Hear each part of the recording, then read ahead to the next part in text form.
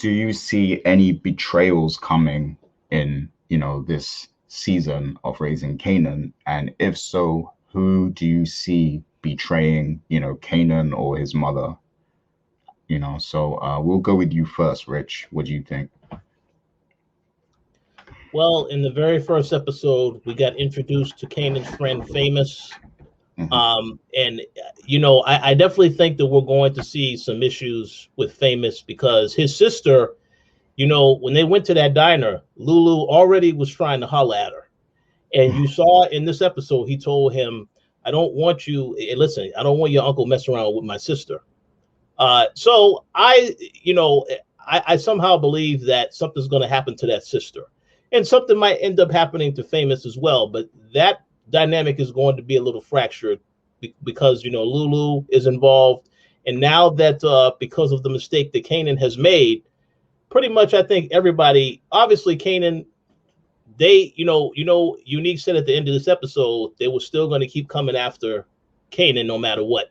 Even though they tried to work out something where you don't come after him, it's all out war now. So I kind of feel like the whole family is now, they need to watch their backs. So if Famous's sister happens to be with Lulu, somewhere, and it just so happens that some of these guys show up and start shooting and she gets killed, that creates a problem.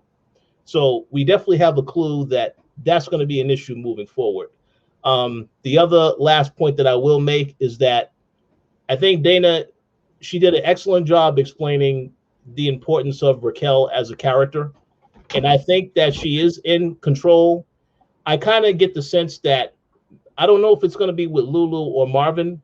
One of them might start to question, her being in control, and they may think she may be starting to lose control. And I can see that. That's why I mentioned earlier that I can see something happening where one of them does turn on her.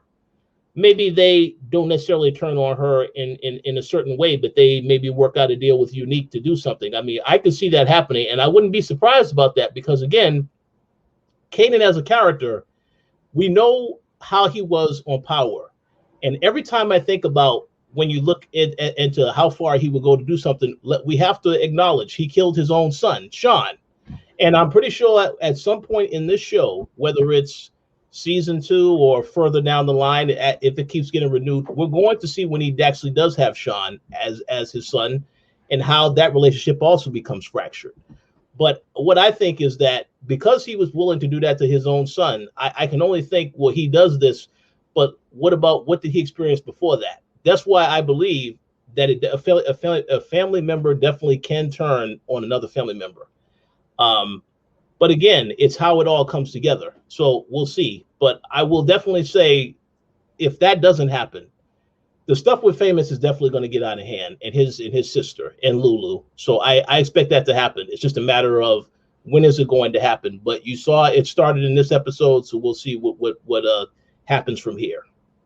I agree with, I do think one of the uncles might end up, whether intentionally or unintentionally, they might end up betraying Rack and Kanan, and a way that this could happen is maybe cooperating with one of the other, drug kingpins or something, it could even be, Unique or something. So I think that is a huge possibility for sure. And another person who I'm a bit skeptical of is, I forgot the name of the character, but Kanan has a friend, that seems to be willing to do anything with him. It's the same guy he was with when he took out Buck. Yeah. Do you remember the name of that character? I'll pull up that name, but continue. Okay. Yeah. So yeah, I'm thinking, I don't know why, but I think it's just the way they introduced him, like the way 50 introduced him. He was like, yeah, this is my dude. He's down for anything. And the thing is, the difference between that guy and Famous, like the way he introduced Famous, it felt like Famous is going to be, he's going to be like the cool guy who kind of balances out, the characters and everything. I think he's going to end up being, a strong support system for Kanan, even if there is some friction with the sister and everything. And you know, that other dude, it just feels like there's not much to him. So I feel like he might be there to be like, you know, to betray Kanan later on or something. So his name is D-Wiz. D-Wiz, right? Yeah. Yeah. So I'm thinking D-Wiz might betray him, might backstab Kanan later or something. So and just to, you know, add on to the point about, you know, the uncles feeling like Rack might not be making the best decisions and stuff. We see that, you know, Raquel is she was dating that guy from the club or whatever, right? She went on a date, they were talking, they had a vibe going.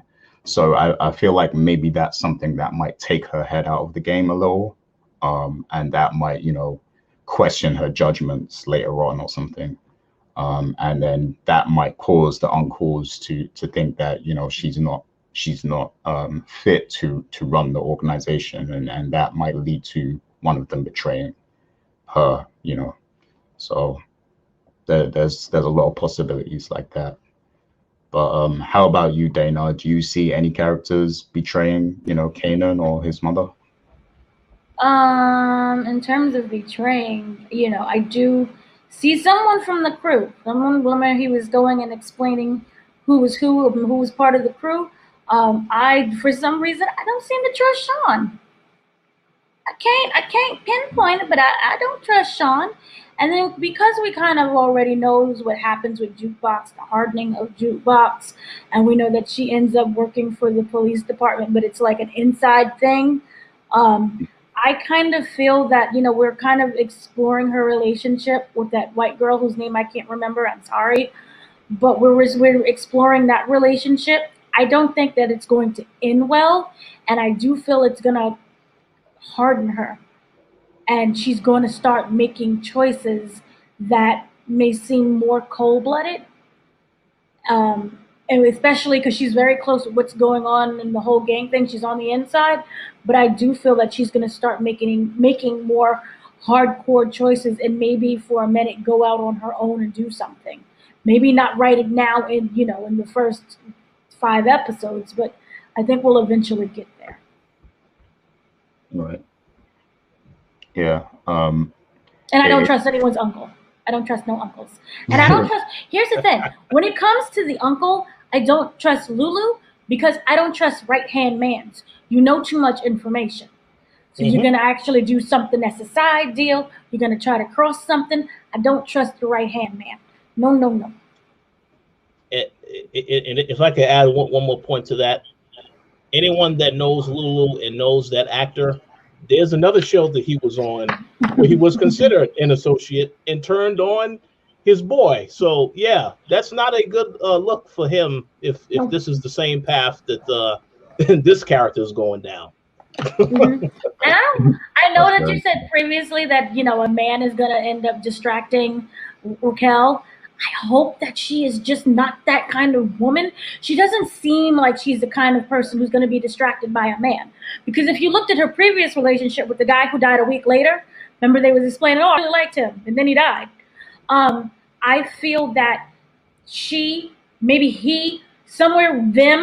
it hardened her towards not being that. I don't want to say stupid because we can't say that anymore, but smarter than that. To not like, oh, it's the man in the tension. No.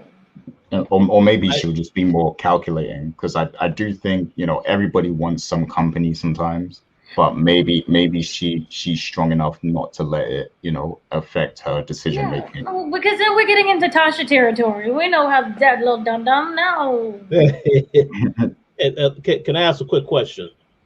Yeah, the guy, the one you're talking to, the former guy, his name is High Post. Okay.